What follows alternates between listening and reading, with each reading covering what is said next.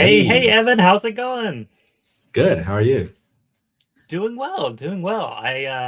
Man, I feel totally underprepared with comparing my background to yours. You got a lot going on back there. Really cool. Well, it's just all the collection of my toys and stuff. Well, great, Evan. It's very good to be here with you today. Thank you for taking the time to join all these wonderful people at Nuxt Nation and talk about VoidZero.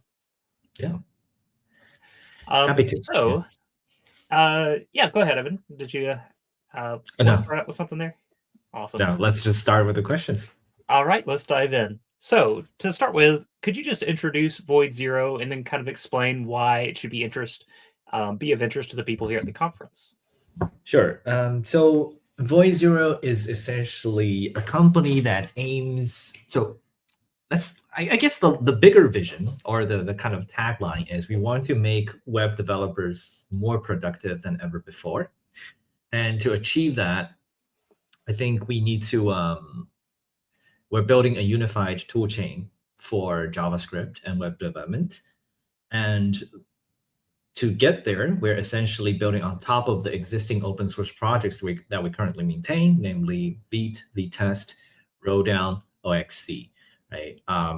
And among these, Vite and VTest are already widely used, well adopted, people love them, but there are many things we believe we can improve from the bottom up and also extend beyond them. So the first thing the first opportunity that we see is we want to unify the internals of Vite so that it no longer relies on a bunch of different bundlers with different behaviors, and also we want to avoid this discrepancy between dev and production, where during dev part of your code is on bundled ESM, part of your code is handled by ESBuild, and during production, all your code is bundled by rollup, right? So we made them work, and it works in most cases, but fundamentally, there are cases where things are just different between dev and prod, and we want to completely remove that from the developer's concerns. And we also want to make the production build many times faster than what can be now, right? So when we are looking into the bundler, we started also thinking about the even lower level things that the bundler would rely on, namely the parser, transformer, resolver, which is not only used by the bundler, but it's also used in things like a linter or a unit test runner. So I think VTest is a very good example of a unit test runner that actually builds directly on top of Vite, right? So this kind of gives me the idea, like Vite can be, interestingly, Vite is now a kind of almost like a runtime that can serve an interesting purpose. And if we unify all the things inside of Vite, right, we have the opportunity to give developers a very coherent experience where, when you do web development, you would start your dev server, bundle your application, link your application, test your application, and even deploy your application all through the same unified toolchain, right? And we want to do it in a way that integrates well with frameworks built on top of each, of course, right? So, but the company is still really early, so the initial focus right now is mostly on the lower level Rust toolchain part, right? So we've worked on OXC and Rowdown for quite a while now. So Rowdown is close to beta, and OXC is its parser, its resolver are already very battle tested. So most of the things we're focusing on is just finishing the transformer. So for the transformer, TypeScript and JSX, those are already done. Right now, the biggest chunk left is really the target lowering transforms, namely like transpiling ES 2022 down to ES 2015, stuff like that, right? So some of the most tricky ones, like the async generator transforms, class-related transforms, these are the ones that we're currently finishing up, but most likely it'll be done before end of year. So Rowdown will essentially be in beta status by end of this year. Exciting. And we already have a version of Vite that's running on Rolldown successfully for both development and build, and it's passing like all dev tests except for one. So actually, there's one case that we don't really cover is the legacy build. Like that's kind of like we'll think about whether we want to do it, because by the time we ship it as stable, probably people don't even want it anymore, right? So legacy, if we ignore the legacy plugin, then we pass all the dev tests, and we pass probably 80% to 85% of the build tests. So there are a few test cases that's blocked in by small implementation details in Rolldown, but it's already working for most simple apps. Rollup and Vite plugin compatibility is at around 90%. So I think it's already pretty practical for people to actually build stuff with it, but we just want to polish it a bit more before opening it up for more wider public testing. I mean, you can test it. Like, we don't really want too many people start doing that just yet. Right? Sure. And some of the interesting things we already did, for example, we can already also use it in VitePress, for example. So we can use the Rolldown powered Vite in VitePress to build the docs for Rolldown itself.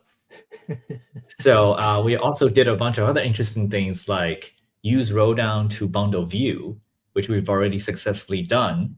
And it passes all the ecosystem, not only Vue's own unit tests, but also all ecosystem tests in the Vue ecosystem CI. So the correctness and robustness of Rolldown is also, we are dogfooding it to verify it's actually, up to the standard. And we're now looking into bundling Vite itself with Rolldown. So it's all like this kind of like meta process of like dogfooding the new stuff. Inception of inception, yeah. Yeah. Very cool. Very cool. Well, it's very exciting news to hear. I mean, I know in the JavaScript world, sometimes like just juggling things can be a pain, right? And the idea of this unified toolchain is extremely exciting to me. Yeah. So I think like one, very obvious state we want to get to is like, so the Vite is, the toolchain itself, so the scope obviously is a bit bigger than Vite, right? We not only want it to support Vite, but we also want to expand the scope a little bit to handle some of the most commonly used the tasks that you deal with in your day-to-day JavaScript development. So it's kind of like if you use, in a way, like if you use something like Bun or Dino, right? They come with a bunch of things out of the box. You use a language like Rust, it has cargo, which gives you everything, almost everything you need for your development workflow. But for web applications, especially front-end ones, it's traditionally been Wild West.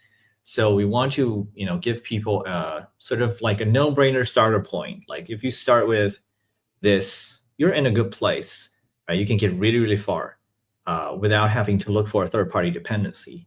And also we want to kind of, not just for web applications, but for generic libraries, JavaScript libraries or front-end libraries that involves like Vue components or Svelte components or language framework specific thing that integrates Vite. We want to make building libraries for these frameworks also extremely easy, right? So we want to have like a more opinionated, baked in sort of library setup where the initial goal is I want to pretty much replace most of the third-party deps in the Vue dev dependencies, and just like I want just like one thing that can handle the whole Vue workflow.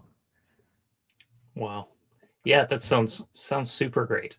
I was looking for a question on here that is related to what you just mentioned there. I can't find it, so I'm not going to show it on the screen. But in terms of like adoptability, what do you think like what puts you in the position to make this like the tool chain, right? Because others have tried to attempt this before. Yeah. So our biggest leverage is Vite, right? It's so Vite is probably the fastest growing solution for building web apps, right? People build single page applications with it, and then there are all these frameworks, including Nuxt, that's built on top of it. So it's almost becoming a shared foundation for the next gen frameworks. So if you look at Next.js as its own silo, then everything else nowadays is just Vite, right? So if we get the toolchain, if Vite is running on the toolchain, then all those apps, all those frameworks are running on this toolchain. And by extension, when you use a toolchain, you want to use something. If there is, so let's say you use Vite and it's running on OXC, running on Rodin, and now you have a different concern, like you want to test your app. You naturally, similar to how when you use Vite, you want to use vtest, right? Mhm. So if you're already using OXC, you naturally want its linter because it uses the exact same module resolution, exact same parser, exact same configuration for understanding your source code, like exact same way of interpreting your TS config, everything, right? So Right. Why take the time to try to configure some other tool alongside it? exactly. So when you use the toolchain and now say I want to add linting to my repo, there's no configuration that's, I mean, you will need to configure the rules, but you don't need to configure anything about like how to parse my code. That's just like a given, right? Similar to how like when you have a Vite config and you use vtest, it just works. Like you don't have to reconfigure the plugins like you do with Jest. Yeah, makes perfect sense. Makes perfect sense. All right. So next question here for you, Evan. What objectives drive the launch of VoidZero, and is the aim to really replace or complement tools like Node.js, VS Code, or Vite? The goal is never to replace things, right? Replacing things is the side effect of us trying to search for better development experience. So the end goal is better development experience. And if that means we have to rebuild things or replace things, then we'll do it, right? I think traditionally, if I'm running this as pure open source with just like crowdfunding or sponsorships, then I probably wouldn't be that ambitious. I would say, like let everyone do their own thing, and we're just going to focus on the part we can handle. But on the other hand, I guess what I realized is if no one actually is committed to doing this, then the JavaScript tooling ecosystem is pretty much going to be stuck like this forever. And you do see other VC-powered initiatives like Bun, like Dino, but I don't really like the idea of having front-end tooling being coupled to a specific runtime and force you to say, if you want to build a web app, now you have to use Bun. I just don't think that's good for the ecosystem for the wider tooling to be coupled to a specific runtime. And also, I think for one time, it seems that Vercel is up to only the vertical stack because they hired the maintainer of Webpack, they hired the maintainer of SBC. So it looks like they're in a good position to do this, but somehow they decided to do everything only for Next.js. And it's a silo. It doesn't work with the rest of the ecosystem. So, and I don't think, unfortunately, I don't think sort of community-driven or independent open source will be able to compete on that level if we want to do this kind of unified tooling, right? So that's why I raise money. For us, raising money is kind of a means to an end. We want to, first of all, there are obviously two goals. One is we want to build this unified tooling experience that enhances Vite and make sure everyone gets a better development experience. The second is we want to establish a sustainable business model as a business so that it can sustain the long-term development of this toolchain and sort of avoid the situation like I guess Babel and some independent projects where it becomes a critical piece of infrastructure, but somehow it struggles with funding, right? I don't think that's I think it's unfortunate, but that's the reality for a lot of infrastructure level open source projects in the ecosystem, is because they are important, but they don't get enough end user exposure, so they struggle with funding. And I think the way to one potential way to fix that is you sort of build find a business model on top of the infrastructure that you build. How can you leverage that? And I think also another sort of goal of the company is to monetize more in the larger business enterprise space, which traditionally has been, using a lot of these open source projects without really giving back. And I think, obviously, we've tried many different ways to encourage them to give back, but the reality is it's really hard, right? I think Vue, ironically, my experience with running Vue, Vue is probably one of the more successful independent projects that's able to be raise enough sponsorship to sustain its long-term development. But compared to the scale of users that we impact, the amount that we actually get back is very small, right? And also, there is a certain threshold that we can scale with this just pure sponsorship model. We're not going to, get several $1 million to hire a full-time team of 10 people to work on this whole thing. So in a way, capital also help us accelerate this process by, allowing a dedicated team of people who can just stop worrying about sustainability issues for a few years and just let's just focus on this 100% and get it actually, realize this vision, right? So, because I've also firsthand witnessed a lot for of such a foundational developers, piece of your stack, it's you want that kind of dedication from a team, right? Yeah, totally. And I've seen many developers in the Vue ecosystem, for example, they want to do more open source. They want to be able to dedicate 100% to this open source thing, but at the same time, the mental burden of thinking about sustainability. How can I get more sponsorship? How can I make sure I can pay the check next month? That's a lot of mental toll on you, and that just prevents you from being able to focus, right? So in a way, raising money help us avoid that problem, which is, I think, really important. For sure. And we definitely want to take care of the people that are putting their time and effort into this amazing tool. Really. Totally. Absolutely. Okay.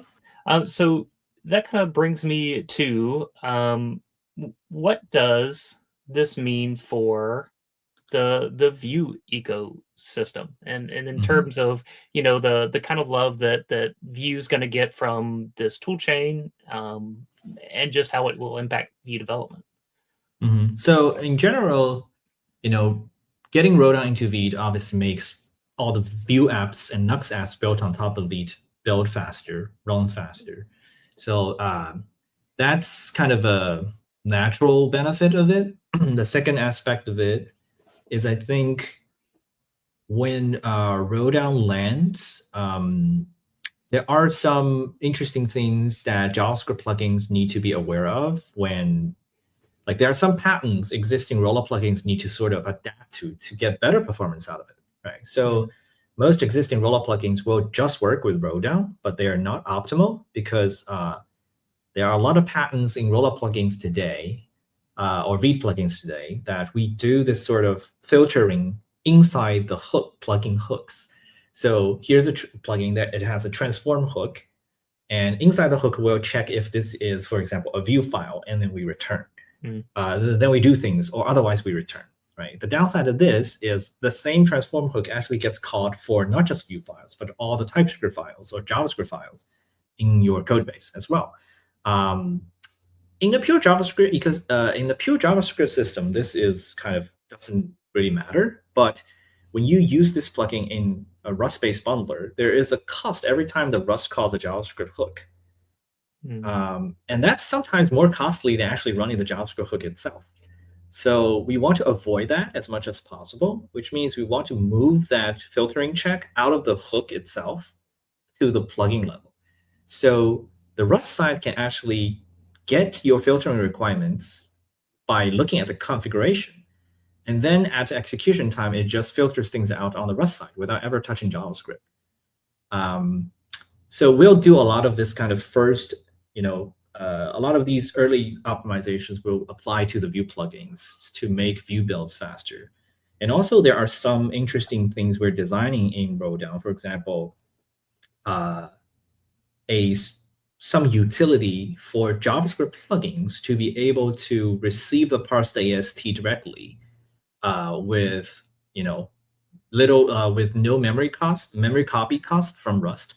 And then we provide an API that's kind of like magic string that allows you to traverse the AST and do manipulations, but in reality, there's no real manipulations happening on the JavaScript side. Like we are just recording what you want to do and send the instructions, which is very cheap, back to Rust, and then let the Rust do the heavy lifting of string manipulation and source map generation and all that.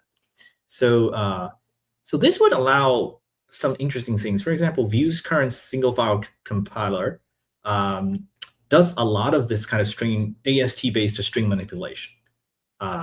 So when you have a script setup block, we do parse the whole thing and do like scope analysis and all that, right? Right now, all of this done is in all of this is done in JavaScript. We're using Babel parser, we're using magic string, right? So ideally in the future, we don't really want to rewrite the whole Vue compiler in Rust because that's going to be very slow, and we will struggle with keeping two versions in sync, right? But I think the best middle ground for us to leverage the Rust performance is for the build tool to offer, utilities for you to do, for example, essentially allow your JavaScript part to only express what you want to do, but leave all the expensive tasks to Rust as much as possible. So we'll design it in a way that allows, ideally allow the Vue compiler to also leverage it. So that will speed up Vue builds even more, right? And then obviously all the associated things that we build later, like linter, formatters, we will all consider Vue as a first-class citizen when the resource allows. I think obviously initial focus is just on pure JavaScript and TypeScript, but at a later stage, obviously framework support. When it comes to dedicated framework support, Vue is always going to be on the first in the list. Yeah, makes perfect sense for sure. Yeah. Okay, so I'm going to pivot just slightly here. We're going to talk about Vue for just a moment, and then we'll jump back into a little bit more VoidZero. But people are still, of course, very interested in Vue. So are we likely to see another major migration similar to the shift from Vue 2 to Vue 3 that will compel organizations to migrate larger projects? Not anytime soon. So I've mentioned this many times, but Vue 3 is in a pretty stable place. So I think that overall the Vue's current API is in a pretty good place. So we don't intend to do any sort of paradigm shifting.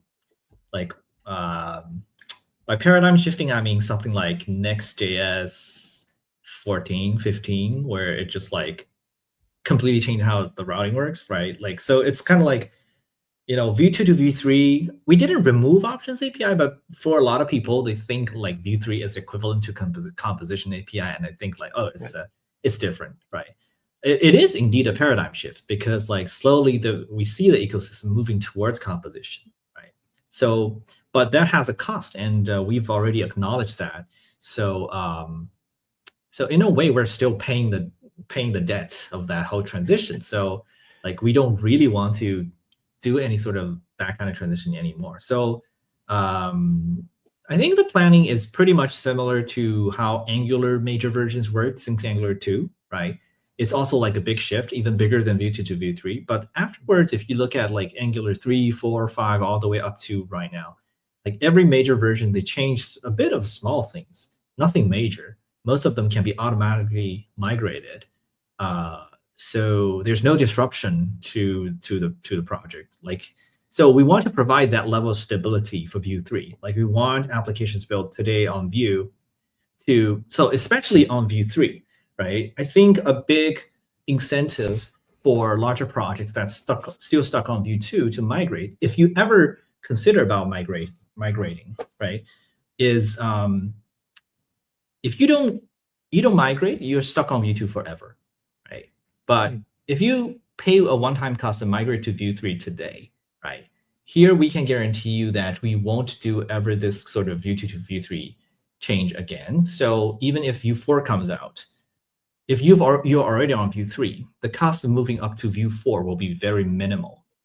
It, probably takes like kind of the same approach that day. Nuxt is going 3 to 4, right? Exactly, right? Very minimal changes. Like it's more like a semantic breakage. It's like we are shipping a major mostly because like there are breaking changes, but like you can just like, we may have just like automated tool that like automatically upgrade your project, right? Or and also like if we ever do Vue 4, right? There's no real like formulated plan for Vue 4 yet. There are a few ideas floating around on what things we might want to change, but I think the bottom line is every potential breaking change we want to do in a future major for Vue is going to have, first of all, an opt-in period for you to actually opt into the new syntax ahead of time, right?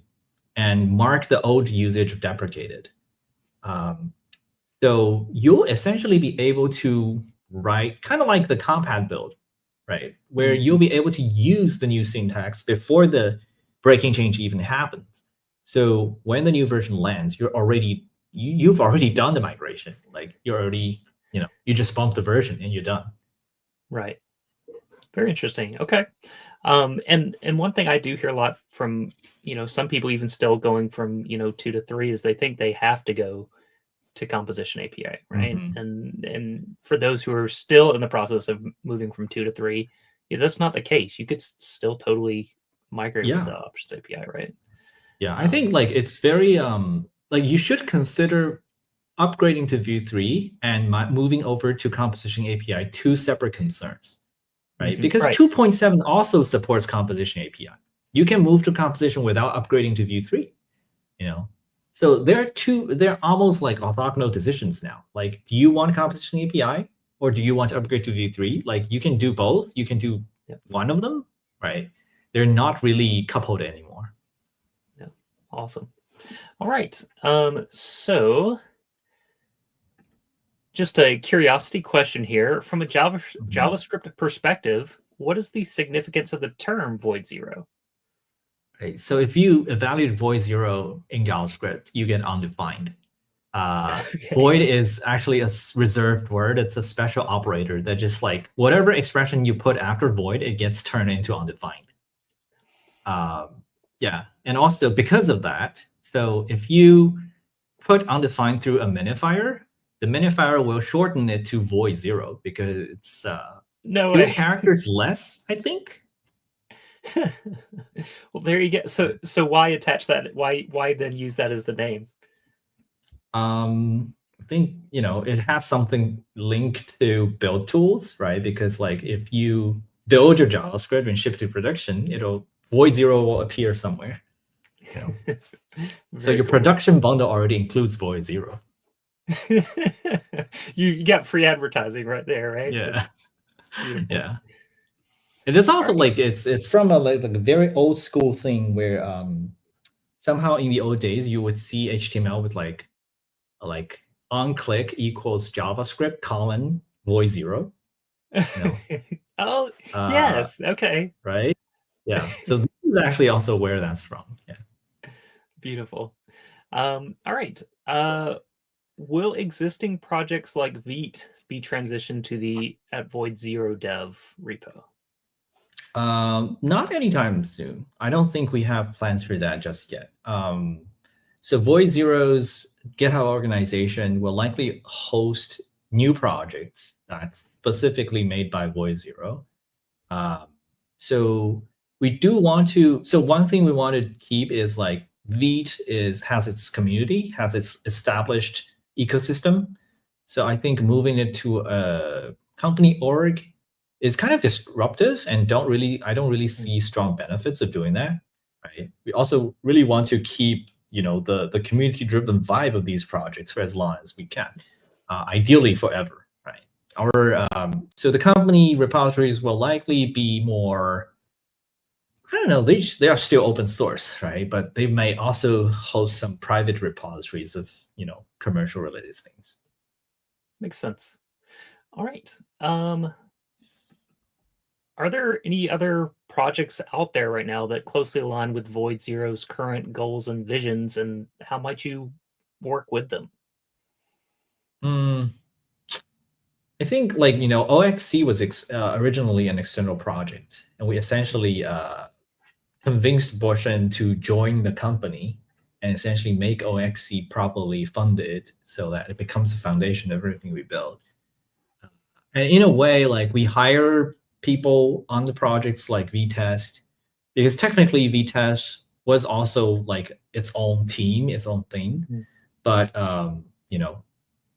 the companies like VoidZero felt like VTest aligns with our vision really much, like pretty much perfectly. So we hired Vladimir, we hired Hiroshi, who are both on the core team.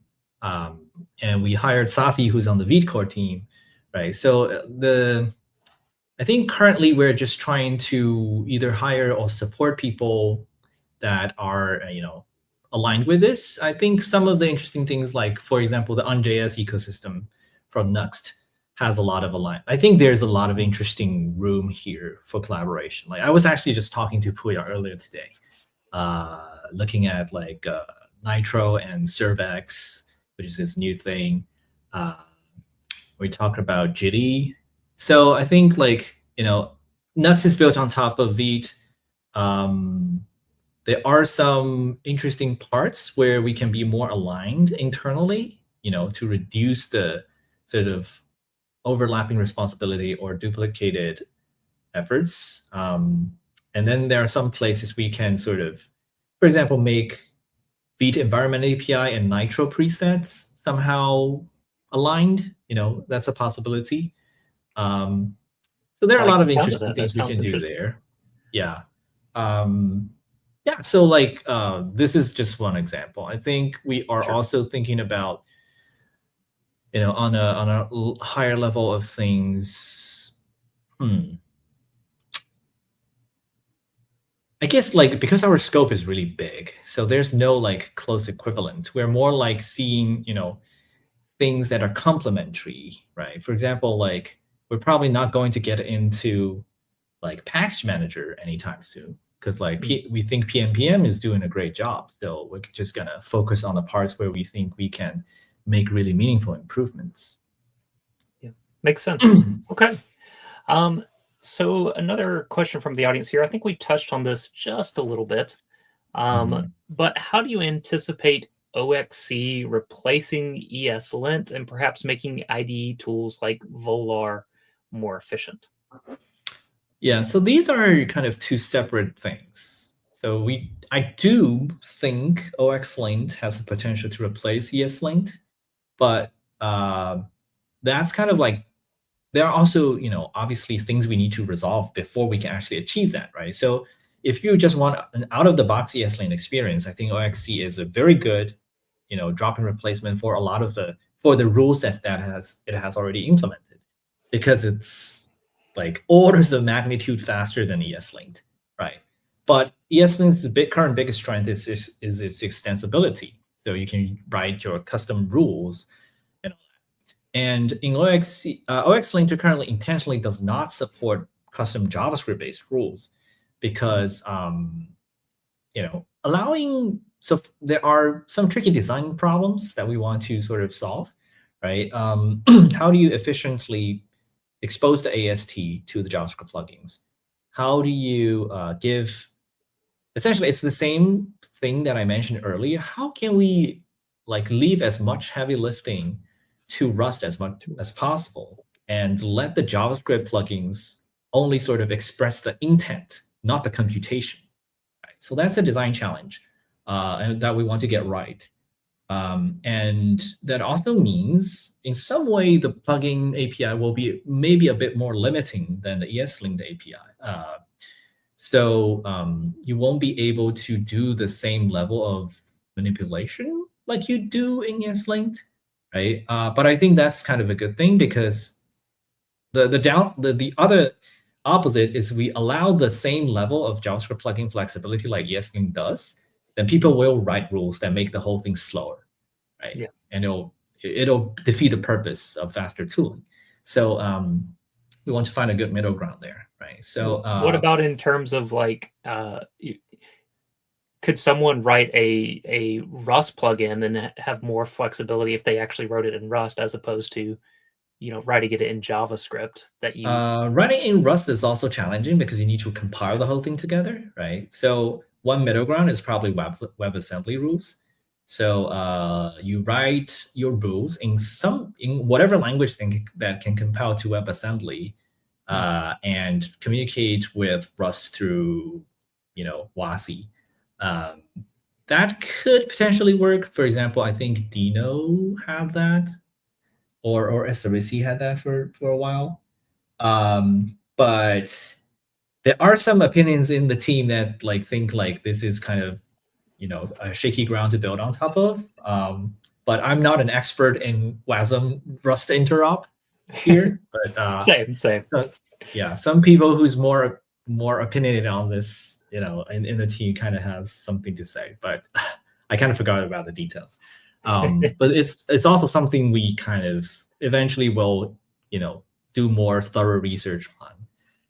Right now, the linter is not really the focus, because linter is kind of in a state where it's the architecture is working, there are more rules being implemented, but JavaScript plugin for the linter is kind of deferred before until we finish the transformer. And we also have the minifier, which are another big chunk of work. And then we'll probably have more bandwidth to properly think about JavaScript plugin design. So as for IDE tools like Volar, the thing is Volar is different from ESLint, right? They do different things. So although they both have language servers, language server performance is fundamentally bottlenecked by the tool, that the actual tool it's running.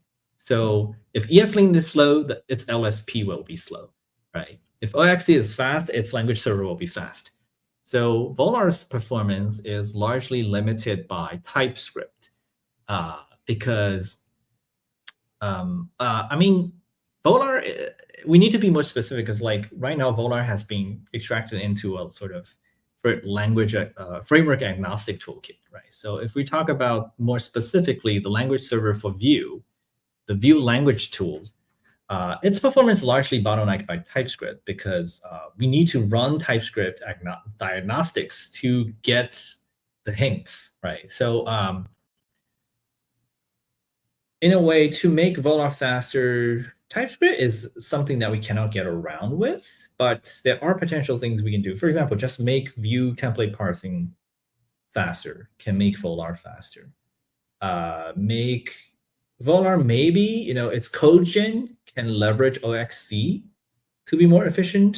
I think that is something that could potentially happen, right? Because Volar does do a lot of code manipulation to generate the final TypeScript code that it sends to the TypeScript language server for type checking. So if we can make this sort of Vue file to TypeScript, and Volar actually generates very complicated TypeScript. Basically, it converts your Vue template, your Vue single file components, into a big chunk of complicated TypeScript, and then send it to the TypeScript language server, get the diagnostics, then maps it back to the original location in your Vue components. Wow. Right. So I guess the part where it can benefit from OXC would be to do the component to checked code this phase, make this phase a bit faster. So there's definitely room for improvement there. Interesting. I didn't. Yeah, I've never heard it laid out that way. I didn't realize Volar was doing so much work like that. All right. Would you recommend Oxlint if I have junior developers on my team versus ESLint, or is it intended to be used in conjunction with ESLint for now? So it all really depends on whether the current Oxlint rule set covers your needs, right? For example, at Shopify, what they did is essentially they turned off any rules that Oxlint already implements. They still use ESLint with Oxlint, but they can turn off hundreds of rules that Oxlint already implements, and only use ESLint for some very specific rules or custom rules that they need, right? So this way you can kind of leverage the best of both worlds, because typically, I think Shopify's repo is 60,000 lines of code or more. Like the original ESLint setup runs like 8 minutes. So with Oxlint, it's 8 seconds. Right. That's a big So difference. for your typical size of application, Oxlint probably links your whole thing in like several hundred milliseconds. And then you can run ESLint for a few rules that you don't really have in the Oxlint. Right. Which So you would be get the much speed from faster. Oxlint for the majority of rules, right? And then you just Yeah. Okay. All right. This question seems very far out of my pay grade, so it may not. I might not even know how to ask it, but let's just give it a try. Are there any plans for post-quantum encryption tech getting built into the ecosystem? Gentlemen, Rust-based would probably be a good go-to. I have no idea what that is, so probably not. Okay, glad I'm not the only one. All right, so this kind of harks back to what we were talking about a little bit earlier, but is Vue feature complete? If not, when will it happen, if at all? This is an interesting question. So first of all, I don't think we can call an open source project ever like feature complete. For something like Vue, I think the main reason is that the requirements and the expectations is always changing, right? So like in Vue's early days, like in Vue 1, when I shipped Vue 1, I'm like, I'm done. Like this is the best library ever, right? But just 2 weeks later, I'm like, wait a second, like, oh, people actually need to do this. People actually need to do that, right? So a lot of the need for new features is discovered over time with real user feedback, right? So even now we have a big backlog of pull requests we need to merge, right? So there's definitely a lot of things we can ship, but many of the but like when you think about features, they can vary wildly in terms of scale. Like there can be like really big features like Vapor, right? Or for example, when we stabilize suspense, it's going to be kind of like a big feature, right? But it could be also really tiny features like just a quality of life improvement that makes a certain API slightly more ergonomic, right? That's also a feature. So I think like we are intentionally moving a bit slower on the big feature side, because big features tend to even if it's a non-breaking feature, they often involve a lot of like, they can change the way you think about things. They can change the way you do how you deal with a problem, right? And usually they are also require a more involved design process, right? So I think like on the big feature side, we focus on just a few things and one at a time, right? But there will always be these like streams of small features that's continually rolling out. Right? And these are kind of like either people just like ask for it, they send PRs, and we are like, oh, we didn't, we never thought like you to do this, so maybe we should support that. This is just like gonna happen all the time. Sure, absolutely.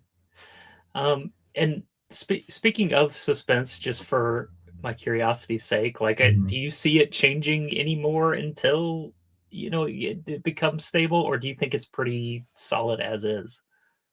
I think the API probably won't change much. The internals, there are still a few things I feel like I want to get right, but I don't really foresee big API changes. Yeah, makes sense.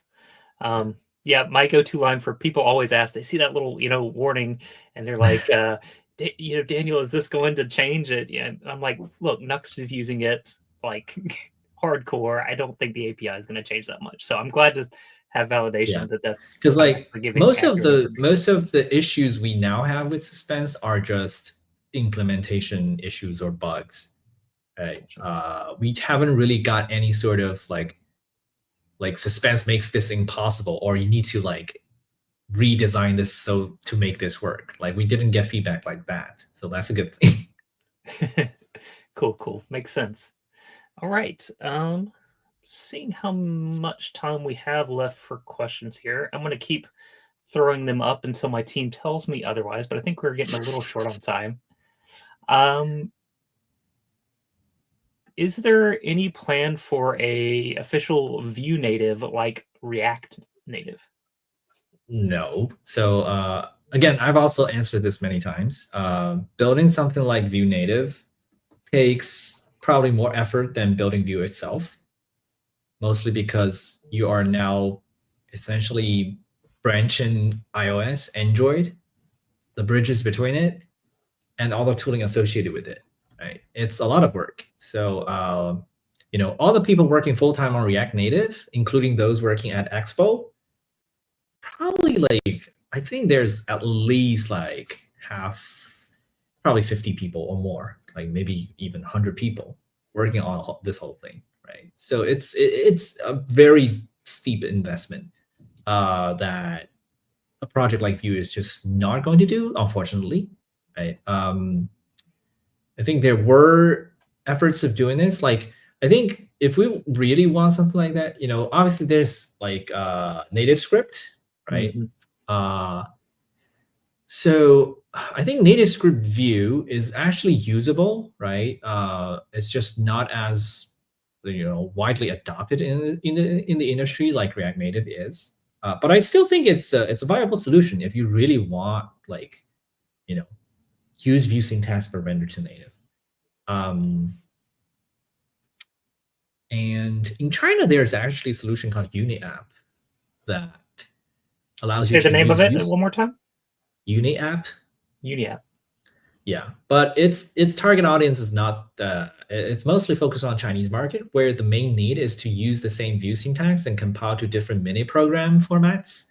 It can also compile to native iOS and Android, but its ecosystem is mostly Chinese. All the documentation and everything is in Chinese. So it could be challenging for English-speaking devs to actually use it. Yeah, but it sounds like some of the heavy lifting of the actual, programming work is done. Maybe some good documentation work could bring it to other places. People can probably look into it. And I think there has been like a Vue Native initiative in the past, but kind of abandoned, probably because after that they realized how involved this actually is. I think Tari is planning to do native support soon, but Tari is kind of it's still a web view, right? It's not like real native.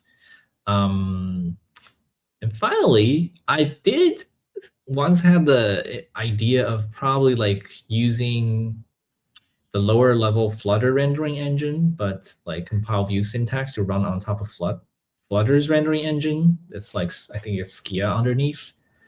But again, like all of this is like, it takes a lot of work. It's like a whole new project. So we just don't have the bandwidth to actually do it. Sure. Yeah, makes a lot of sense. All right. So this person looks like they might be interested in joining the team. How did you decide on who to hire from Vite, Vitas, OXE teams? Mostly by, for example, Borchin says like, so we hired Overlook Motel, who's on the OXE team, and it's mostly because Borchin says like, this guy is crazy good at Rust. Like he knows more about Rust than I do. And he's been optimizing. So before we hired him, he sent in a few PRs that just like every PR made OXE like 15% faster. So we're like, wow. We need someone like this to just like focus on making things fast, and then I guess for V-test, like, and everything, we just talk to people and gauge their interest, right? If they're happy where they are, we don't try to like force them to say like, you definitely must join us. Like we can't really do that, right? I think naturally a lot of people, for example, like Vladimir, he wants to spend more time working on V-test. So for him, that's like a really natural fit. Most of the people working on these, so if they are contributing a lot to V-test or OXE, and they have the intention to work full-time, right? We're basically looking through the most active contributors and then talk Yeah. to them one by one, pretty much. Yeah. Makes a lot of sense. Yeah. Yeah. Okay. So if you do want to work with Evan, start submitting those PRs and make some beautiful contributions. Yeah, and I think like right now the company's hiring, like we're kind of like on hiring freeze because we already have like a team of 10. But the idea is we basically start with hiring only people who are already passionate about these projects without previously even being full time, right? So that's like a prerequisite. Like turning them full time is only sort of giving them the financial backup to say like now you're probably paid, you can focus 100% on this without worrying about like juggling between open source and your day job or that stuff. At a later stage when we like scale beyond that, but contributors like this are sort of hard to come by. Like you don't run into this kind of people every day, right? In a way, it's really hard for people to sort of be consistently contributing to an open source project very significantly before you even get hired, right? So that's a high bar, really. So that's why like when we see people can do that, like we will try to hire them, right? But it's not an easy thing to do. Right. It's I not think something you just throw a few PRs in there and I'm a hireable. yeah. Yeah. Right. At the early stage, it's really like you need to have the passion and commitment. You're like, I love this project. I want to make it great. Absolutely. That's exactly who you want working with you, for sure. Yeah. So along that same line, what do you think the job market will look like for Vue, maybe in the near future and then the distant future as well? That's really hard to say. I think in the distant future, I think all current day technologies have this looming sort of AI on top of them in some way. So I think it's more less about the specific technology, but for like just today's developer tools in general. There's going to be this like also like it depends on how you define distant future. It's like 50 years from now, probably none of us will be writing Vue anymore. But I think like in the short term, maybe in the 5 to 10 years scope, I think it's still going to stay relatively healthy. I just read the 2024 report of open source. Right? That's published by the OSI, Open Source Initiative. Right? So its target is more generic. It's like across the whole industry, different size of companies, different regions all over the world. So I think it's more representative of actual industry adoption, also like more globally perspective, right? I think Vue's job market is a bit imbalanced in different regions of the world, right? Like for example, React is very dominant in North America. Like I think there is the Facebook and Silicon Valley network effect. It kind of creates this echo chamber where everyone's using React, so we can hire for React. But I think Vue does a lot better in non-US market. People are more open-minded and are not, dogmatically say, oh, this is what big Silicon Valley companies use, we're going to use it. For example, I was just told today that the biggest stock trader platform in India, what is it called again?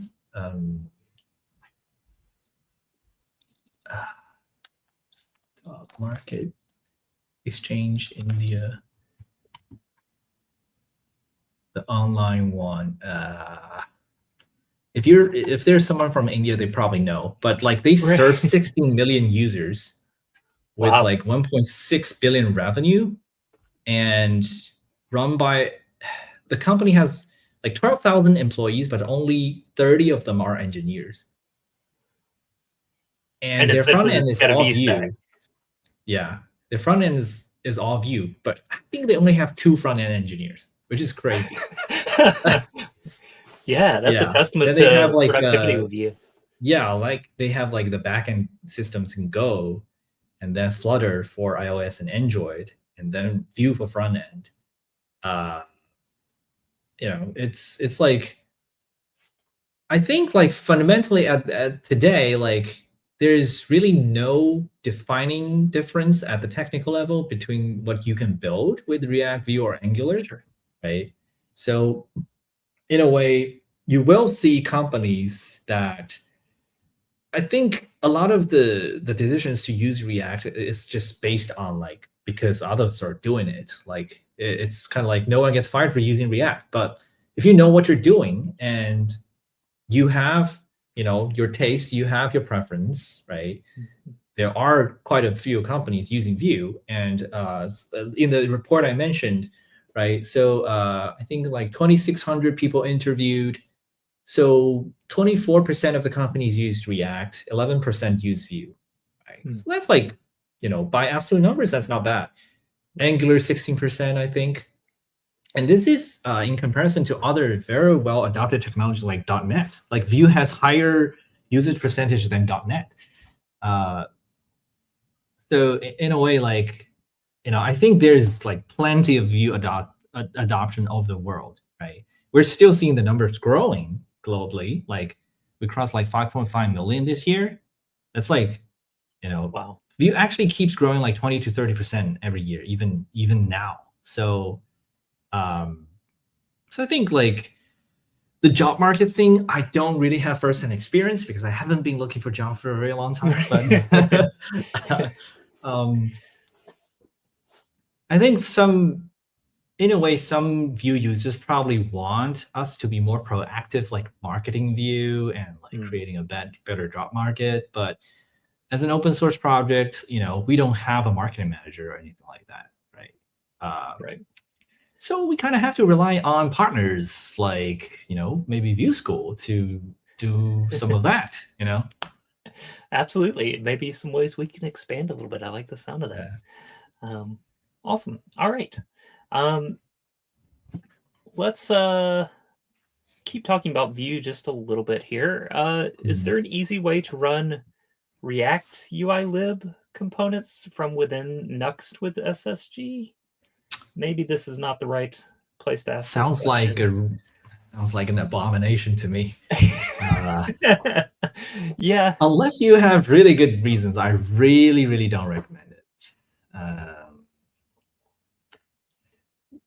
The one thing is like React components, and especially in the future, with the direction React is moving, like server components just require very, very dedicated and specialized setup, right? I don't think you should do that, to be honest. You're probably better off just using React in this case. But that said, depending on which UI library or component you're looking at, for example, I think we have high quality equivalent for almost everything nowadays. Like say, if you're looking for ShatCN, there's an equivalent based on Radix UI. Nuxt UI is really good, right? Prime Vue is really good. Vuetify is really good. Right? If you want material design, you can use Vuetify. If you want like unstyled components, you can use Radix or Vue Prime Prime Vue unstyled mode.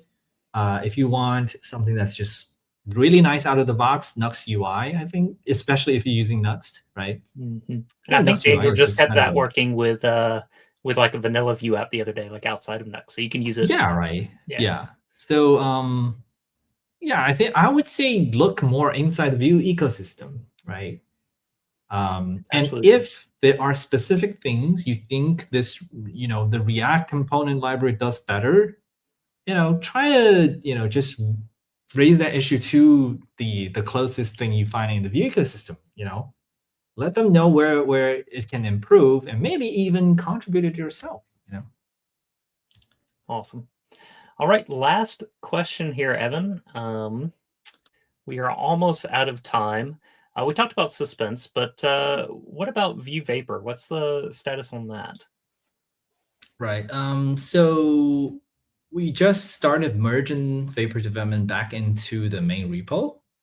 And there will be probably some, I think we've got the performance kind of sorted out at this point. But I think for Vapor, there are a few things we need to do before we can call it beta. The first is async component support.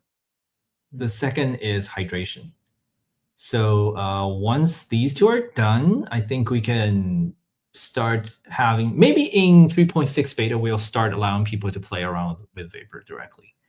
But the timeline is kind of a bit uncertain because we have a lot of things planned on the roll down VoidZero side of things. So, but I'm trying to carve out a period of time where we focus on Vapor and push it across the beta finish line.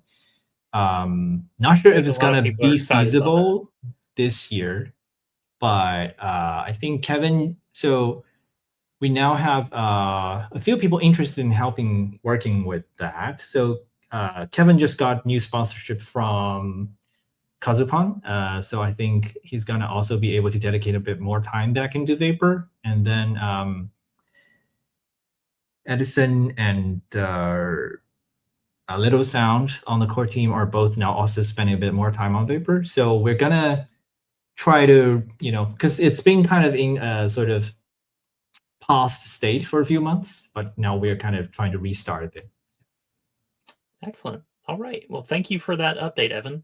And that is all the time we have. Evan, do you have just any last words you want to share with everybody here at Nuxt Nation?